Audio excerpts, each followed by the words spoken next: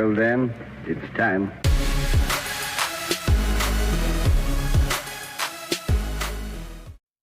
Picture this, Sunday night, you're laying in bed and scrolling like I like to do.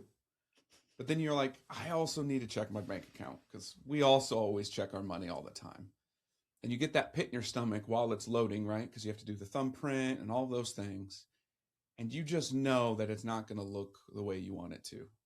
Bank account pops up and you're overdrawn because you missed something. You missed a payment, you missed whatever. You ended up missing something. Then you go off and tell yourself, hey, I'll deal with it tomorrow. And just like everyone else, you don't. You lay there in bed, right? You're stressing over it. You're feeling shame, fear. You're overwhelmed. You're obviously it's 3:00 in the morning at this point now, and you're not trying to figure it out. We all go through this, right? Now, it might be not because I overdrawn. It might be because I forgot about something. But we all have this concept, this thing that hits us when we're looking at our numbers. So now that you've gone through that, and now we're all stressed and we're heightened and our heart beats and I'm sweating a little bit because I'm talking about it too. When we're doing that, it causes us to start to avoid things, looking at our numbers, opening our mail, avoiding conversations with our loved ones, other people, which then starts us to shut down. I bring this up because this topic of feeling shame and not being able to stick to our plan is such a tool or an idea that hits all of us, no matter where we are in our wealth journey. And so I want to ask this first question with all that is, why does that happen to us? Right? I know there's a lot of variables that go into that, but actually, why does that happen to us? That like whole thought process of, hey, I'm going to check my bank account, and then I spiral, and then now I don't want to check it, and now I'm off plan. Why does that happen? Well, I think a very, very simple answer is that money has meaning. It's not just money, like there's meaning attached to it. It represents security, it represents freedom, it represents, connection, health, legacy. Like it represents so much identity, all of these things. And so when we check our bank account, like, sure, we're looking at the numbers, but there's a deeper layer there that's also going on. Am I financially secure? Am I going to be okay? Are we going to be okay? Are we going to be able to do the thing that we want to do, like a vacation or a coffee date later this week? Am I going to be able to go to lunch, this week? Am I going to be able to make a career change? Am I going to be able to change jobs and do something that is less intense, where is maybe more fulfilling? So, when we're looking at numbers, we're seeing numbers like it's black and white, but there's a whole lot of other stuff going on there below the waters that money is attached to. And we bring this up, and I love that it's about that and deep, but I want to bring this up and why it's coming out. It's March, it's 2026. I feel like those negative feelings, or however you would term them, I'm going to call them negative feelings because, that's what I'm going to go with. A lot has to do with the fact that, one, cost of living is kind of getting out of control, right? Inflation, whether regardless if you listen to the numbers or not, like we all feel the fact that groceries cost more, our utility bills cost more. Don't get me started on sports, those cost more, right? But also the fact that we have social media, we have all this information readily available to us. And why I want to bring this up to it is the fact that I don't believe that's healthy. I am a proponent of, I don't think you should check your bank account every day, right? I know some of us do it for survival, but there's nothing you can do and change within those numbers if you check it every day or every hour or every minute, like whatever it looks like to you. So when I say those things, with all the chaos that's going on in the world, who truly gets hurt when you're in that mindset, when you're in that mode of always checking and always, self-harming, those types of conversations? Who truly gets hurt the most, do you think? Well, everyone does. Right? I mean, you obviously, like as the individual, you're going to experience physiological distress. As you said, like we're sweating, our heart's racing. So there's those signs. And I don't know if that is, I would say I would use the word distress. Like it may not hurt from like a pain standpoint or causing overt negative consequences there, but there's distress with thinking about it. Now, depending upon who you are or how you respond to those thoughts and feelings, you could inadvertently take it out on your partner, right? You see Amazon show up then the next day, or Amazon showed up like that morning, and then you can, take it out on them, right? Like, did you really need that? You're always there, right? So then you can cause, hurt or distress relationally. You could make choices that might impact your kids. No, you can't go on that field trip because, I checked the bank account and I'm really worried. So you could take it out on them there. So I think that everyone gets hurt. I think it's potential, right, for everyone to be impacted, maybe, by that. I'm not a proponent of checking my accounts every day. I do check them regularly because it is responsible. That is being engaged. And I guess maybe I would push back on. I don't know if it's bad to check your accounts every day if you have a healthy awareness of how you're responding and why you're checking it every day. So I say that because Clayton, my husband, who others may not, my husband Clayton, he's a financial planner. Part of his job is attending to the numbers, and he's very, very good at it, which is really great for us. But sometimes not so great for me personally, when I want to do things. And part of his just process that he does with clients, but also for himself, is checking our numbers. Now, I don't actually think he checks them every day, but I would say it's at least every other day. And it may not be all the numbers, but it might be some of the numbers.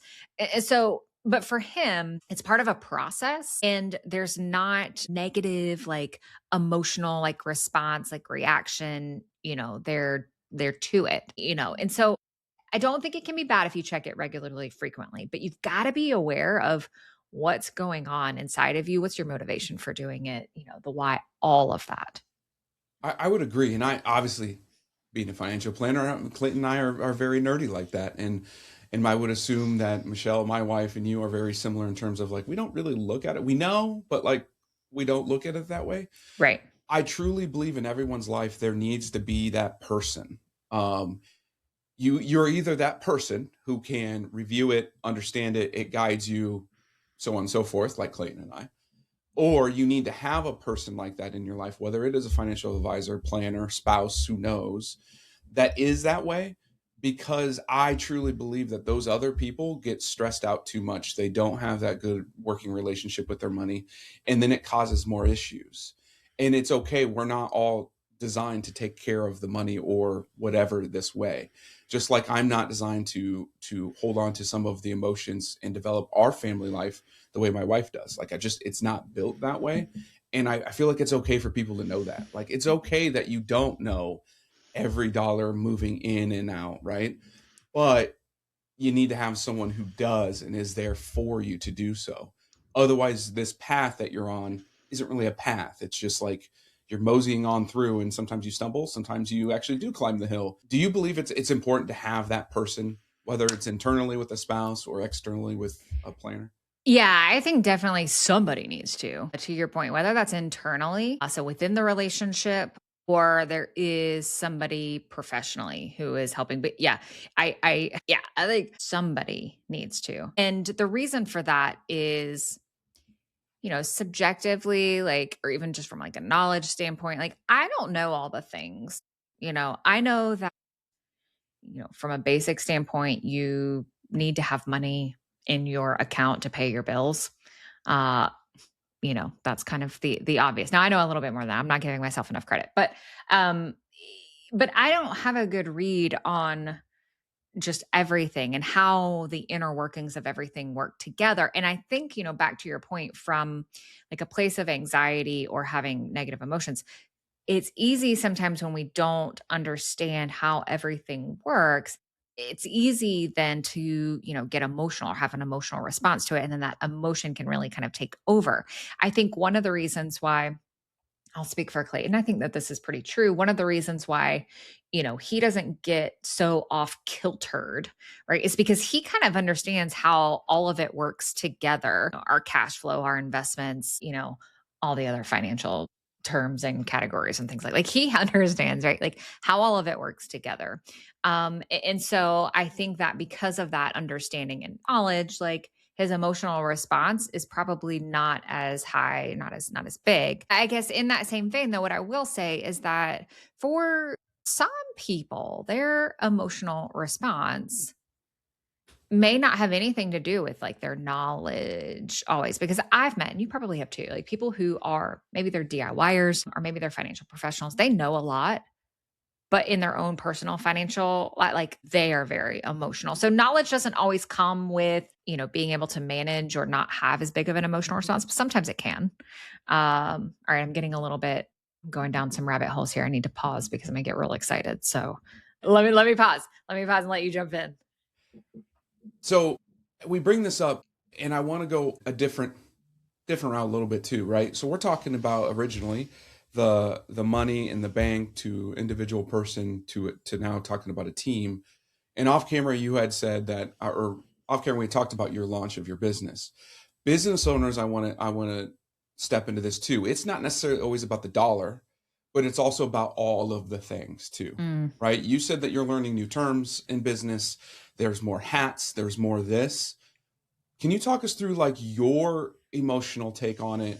And maybe you can kind of reflect back a few months ago when you thought it was a little simpler. And now that, you have staff coming on, you have things happening, and you're like, there's this, there's that, there's this, and it just keeps going. Can you talk us through that? Because that's very correlated to that same feeling of checking my bank account. It's in a different manner. It is. Yeah, it's very same. So I am Clayton says that it's very interesting. I'm very interesting. And I'm going to take it as a compliment. But within my business now, so some context here. So I had a private practice prior to this, specializing in seeing couples therapy for 10 plus years. And that was very simple for me to run from a business standpoint. I was a one-woman show. How things worked was very simple. Fast forward, things have evolved to where I have founded a new business that is much more complex. And what I will say is that within my business, I have way more anxiety than I do like just in our personal finances. And I don't know why I treat them the same or treat them differently exactly. But like in our personal financial life, like I feel very confident. I feel very secure, right? We know how things work. We know it's coming out. In the business side, taking on now, bringing in new staff, like a new partner, there's a lot more anxiety around, do I have enough? Am I doing this right? Some very uncomfortable thoughts and feelings that I'll be honest with you, like I really don't like. I don't like it all. And my natural tendency, what I really want to do is to avoid. Like, I don't really want to pay attention like to it. This is not the fun stuff. I don't enjoy it. I enjoy like the creative aspect. I enjoy the people part, like an engaging. I don't enjoy sitting here and looking at numbers and pulling up my QuickBooks and looking at projections and having to worry about like, can I still pay for these people? These lovely people who are helping me, and can it still work and thrive? Almost like a child, right? Or another person, right? The business is almost, if we personify it, like it's almost like can I take care of it in the way that I want to? And it is very anxiety provoking for me. And I don't like it. I want to avoid it, but I can't. No, and you're not alone in that. We literally everyone. I work with business owners almost exclusively. We are all in that realm because of there's the unknown, right? But for some reason, our personal stuff, we feel like we have more control, which is funny because like our personal stuff is only backed by the fact that we actually produce income from our business. So like, they're actually integrated. Don't be getting logical on me here, Story. Kind of weird on us, but I think it's because there's so much. And I don't know if listeners that are business owners or those that don't know what goes into a business, and I don't even know if I can simplify it enough for you, but if you have a complex business, and when we mean complex, that there is either a partnership, you've got employees, you've got contracts with outside vendors, things like that. There are so many things you got to think about. One, each one of those need a legal agreement. Each one of those legal agreements needs to have how people can get out, how people can sue you, not sue you, who's liable, who's not liable, the risk that takes it on. Okay. Each one of those agreements also come with its own set of liability insurance that needs to back it as well. And that's just on those. Then we talk about, okay, vendor contracts. How do I get paid? When do I get paid? How do we track that pay? Right? What do we do when our partners or our employees or our vendors, we have an emotional tiff with our relationship? How's that affect or not affect the business? Right? Or I publicly say something on social media, and how does that affect my business? What policies do I have for that? Right? And then I also have to have cybersecurity, because what if we get hacked and all our client information gets out there? Right? Yes. Then, taxes. Oh, crap. Forgot about those. We got payroll taxes. We got, just taxes in general, our sales tax.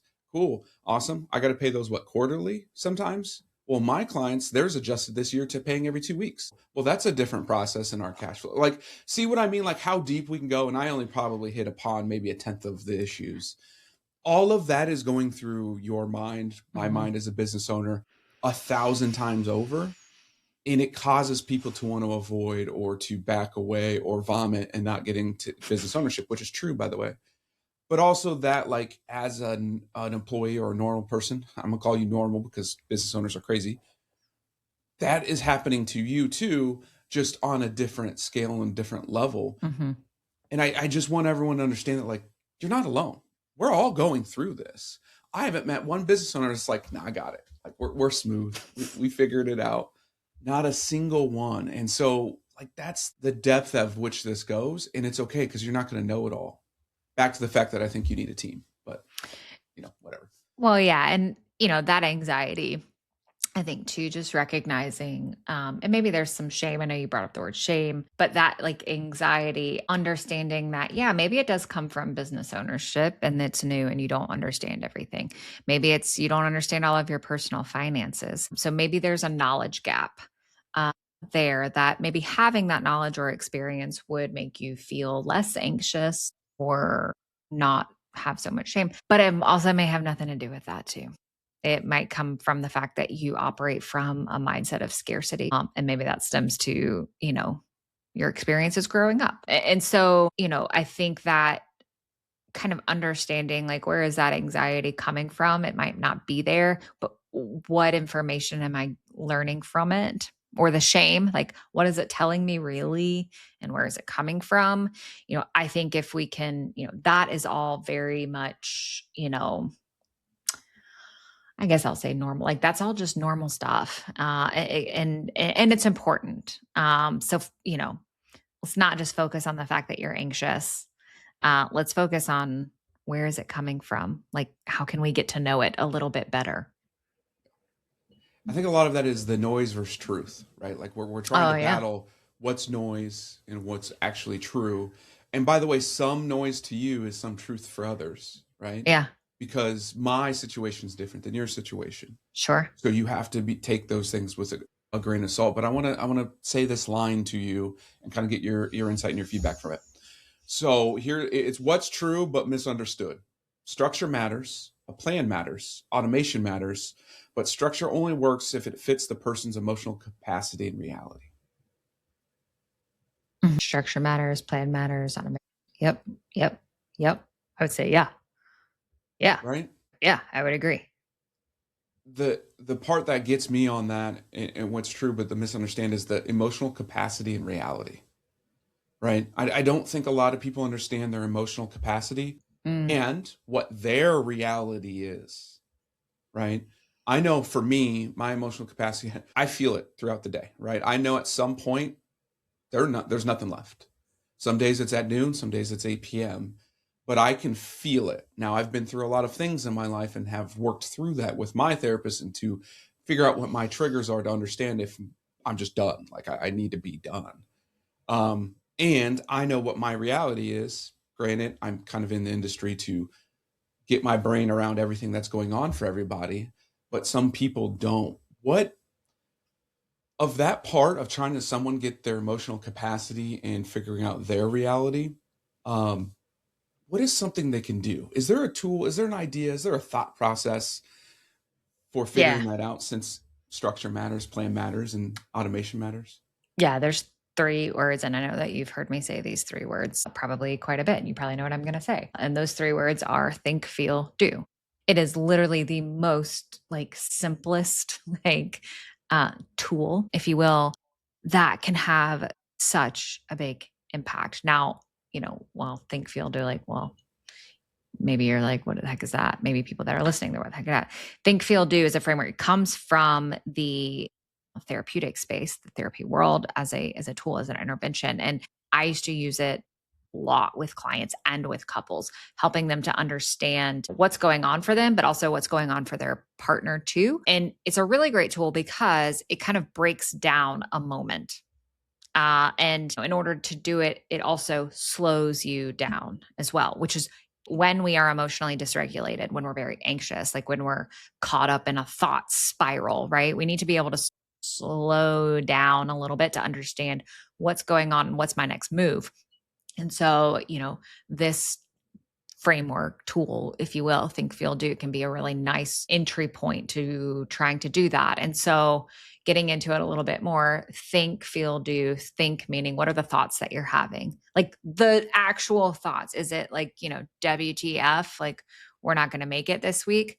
Cool. Like, I would say that you can go through this as a thinking exercise, but what's even better is to actually write it out, because there is a lot of science there around writing things and just the brain connection from, thoughts to paper.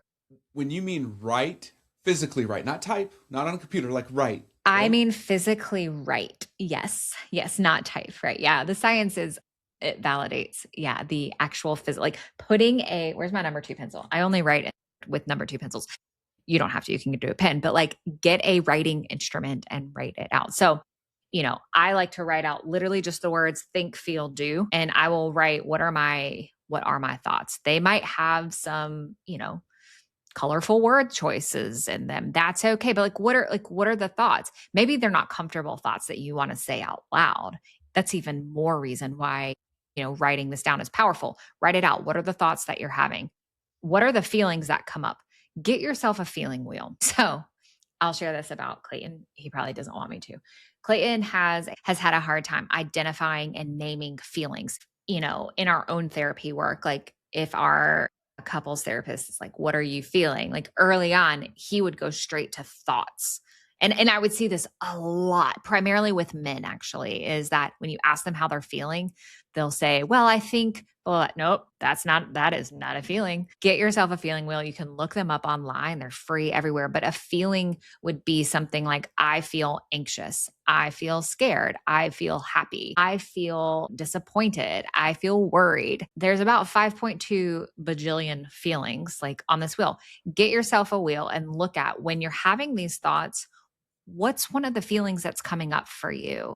And maybe it's multiple. It doesn't have to be just one. You can feel simultaneously anxious, worried, and excited. You can feel simultaneously, nervous and happy. Like you can hold two different feelings at the same time and they can be competing. That's what makes us as humans just absolutely like amazing and also complex. But write down what are the feelings that you are having. All right. So do the last one, do. What are the actions there? So maybe you've already done this. Maybe you're doing this exercise like after the fact in hindsight, which is totally fine. What are the actions? What did you do with the thoughts and the feelings? Maybe it's you continued scrolling. Maybe you started yelling at your partner, your wife. Maybe you went in and canceled all of the Amazon orders, online. Maybe you avoided. Maybe you just said, I'll do it later. And then I never did. Or what do you want to do? What's that urge? Is there like a fight, flight, freeze, or flee like response going on here? What are you wanting to do? It's the action there that you're being pulled towards. And so going through that allows you to it creates kind of a map of your internal world and experience, all from just a moment of checking your bank accounts, right? And my hope would be is that what you see is that there's a lot more going on than just scrolling and looking at the numbers and checking your bank account. And when you look at all of that and you say, gosh, like when I see the numbers and I see, oh my gosh, we've got $50 in the checking account, like, and I've got to buy groceries. That's extreme, I know, but go with me here for example purposes. Like, then you start to feel very anxious, and then you go on Amazon and start canceling like everything there. Like, that's important information to maybe you take it to your advisor and you say, hey, look, man, help me out here. Like, this is kind of what's going on. Like, how can I do this better? What do you think?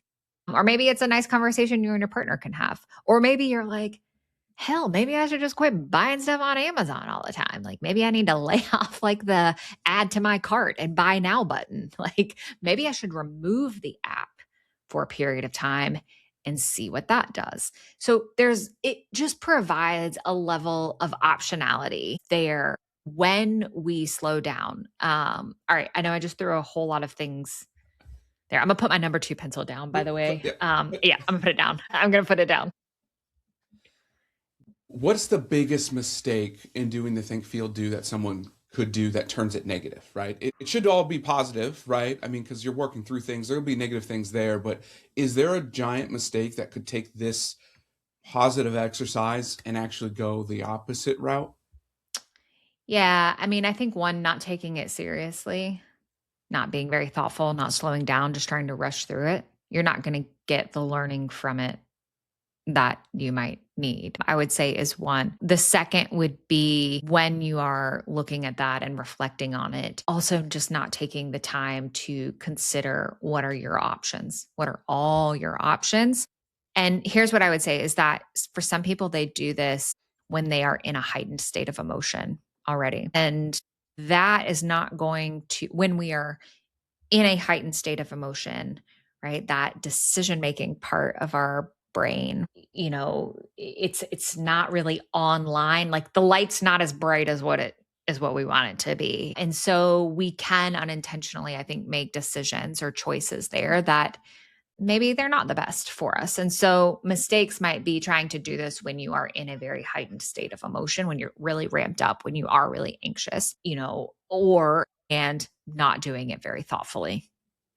I think that not doing it thoughtfully comes from this taboo thing of therapy in general, or shame, or this. I know as a man, like, that's a lot of work, right? Now, granted, 2026 is a lot different than it was, 15, 20 years ago, but like, that's a lot of work. I have to write down. I can't read my handwriting. So like, I have to work through all that. Dude, and it's like we got to work on that. I do. I badly. I don't write that often. And so when I do, I'm like, I have to like we go back to school. Anyways.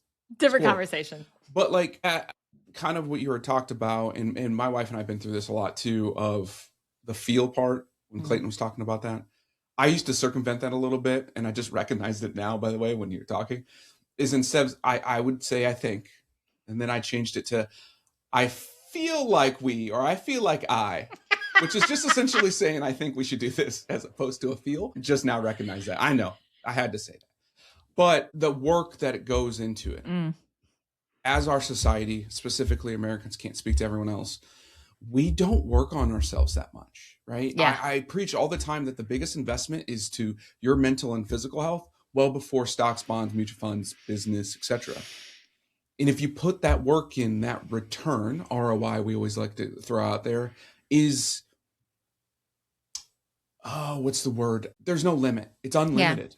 Yeah. It won't stop. And then it just causes everything else to 10x. Yeah. Because you're in that right spot. Do you feel like part of that is societal stuff, or it's because we're not loud enough about this, right? There's not enough of you speaking out about this? No, listen, I speak out about definitely things. I don't think the world needs necessarily more Ashley Quamme speaking out. But I guess here's what I think is part of the problem. Going through an exercise like think, feel, do, going to therapy, any other type of self-care, self-help, reflection type of exercise process, service experience, it takes work and it's not immediate. It does not solve the immediate problem of I need more money in this bank account versus making a lot of Amazon returns. It does. Like, we want instant gratification. And what I will hear typically from men is that, well, why would I do that? It's not going to solve anything. It's not going to fix anything. And I usually offer some form of validation there. Like, you're right, it's not going to immediately put money in your bank account. But similar to how investments work, it's like making a small deposit in yourself that will start to compound over time. And when we do exercises or when we go to therapy, when we do those, I'll say small, I don't think they're small, but I'm putting small in quotes here. When we do those small things for ourselves, they're like making deposits into our account, and they do compound over time. It's just going to take longer. And the hardest part is that we don't want things to take longer. So it's not just about the fact that like it's hard work. It's also that it's hard work and it could take a really long time for me to see the benefits, to see the fruits of the labor. And I think that is where then we take shortcuts. That's where we make the shortcuts. That makes sense. So think, feel, do.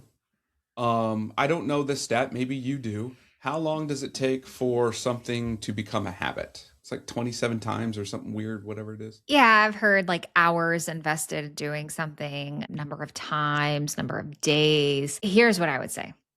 It's going to take more than 2 weeks.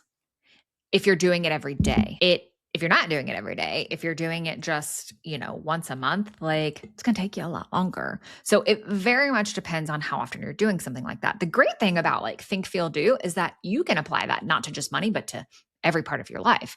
You have a not so great interaction with your partner. Okay, well, let's go through the exercise. Let me go through the exercise there. Whatever it is, it can also be positive too, but that exercise, the think, feel, do exercise, you can do it. It applies to anything. And the more you do it, it's like walking a path, like in the woods. Like if you've ever been hiking, if you've ever been out like in the woods, like there are some trails that are paved, right? Or maybe they're not paved. They're just more clear, right? In terms of, there's an obvious like footpath there. Why is there an obvious footpath there? Because time and time again, repeatedly, over and over, someone has walked that path. And that's how our brain works. When we do something like an exercise, like think, feel, do, and we do it multiple times, it's creating a path in our brain so that when we come to this place of where should I go? What direction should I go? Like the brain is like, here's this really cool path of think, feel, do. Maybe we should do that. I don't know if that's what your brain voice sounds like. It is now. Great. It is now. So that's awesome. But like it creates then this like path, right, for your brain to take, and it's more natural and it's easier. I love that. So to wrap this thing up, think, feel, do. That's one thing you can do right now today from this conversation is to start that. Start your path. Start your path in your brain. Whatever situation you're going through right now, get your number 2 pencil. Those are sold on Ashley's website at blah, blah, blah, blah. Get your number 2 pencil.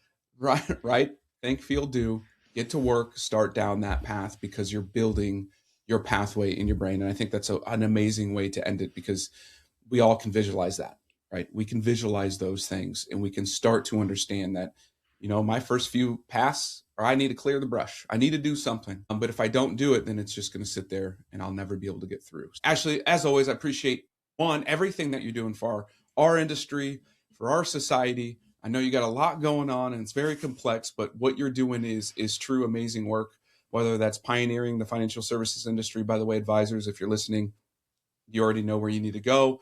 If it's everyone else listening, take this to heart because this will change your wealth journey and it'll change your life journey. I can't guarantee a lot, but I can guarantee if you put the work in, your life's going to look a lot different for you.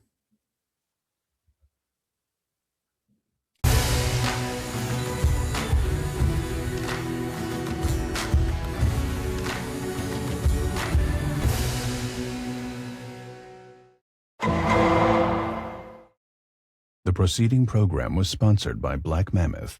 Any awards, rankings, or recognition by unaffiliated third parties or publications are in no way indicative of the advisor's future performance or any individual client's investment success. No award, ranking, or recognition should be construed as a current or past endorsement of Black Mammoth. Information regarding specific awards, rankings, or recognitions is available on the Black Mammoth website, www.blackmammoth.com. All investment strategies have the potential for profit or loss. Investment strategies such as asset allocation, diversification, or rebalancing do not assure or guarantee better performance and cannot eliminate the risk of investment losses. There are no guarantees that a portfolio employing these or any other strategy will outperform a portfolio that does not engage in such strategies. This broadcast should not be construed by any client or prospective client as a solicitation to effect or attempt to effect transactions and securities, or the rendering of personalized investment advice due to various factors including changing market conditions. The information discussed in this broadcast may no longer be reflective of current positions or recommendations.